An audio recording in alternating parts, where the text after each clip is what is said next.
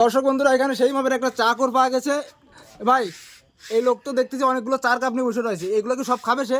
ভাই এই কটা খাইছে, মানে 10 মিনিট অন্তর অন্তর সে চা না খেতে পারলে তার মাথা ঠিক থাকে না। এ ভাই এই 10 লোক, মিনিট পর পর ভাই মানে 15 লোক আপনি বসে। ভাই এই লোক যা করছে এগুলো কি সত্যি নাই?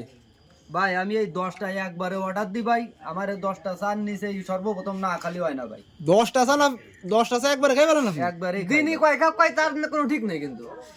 এ ভাই আপনারা কি এই লোকের কথা জানেন নাই? হ্যাঁ ভাই জানি ভাই, প্রত্যেকদিন কয়েকশো চা খাই দোকানে। ওই 100 চা খায়, আল্লাহ এ কি অবস্থা! এ ভাই আপনি তো মনে হয় অলরাউন্ডার। ভাই এই দেখেন ভাই, আপনি দেখলেই তো বুঝতে পারতেছেন। ভাই আমাকে এই সেলিম ভাই একদিন ভাত না খাই থাকতে পারবে, কিন্তু চা না খেতে পারলে তার মাথায় বিঘে উঠে যায়, সে মনে করেন যে ঠিক থাকতে পারে না। তাহলে তো এতরে সেই মাপে চা করে।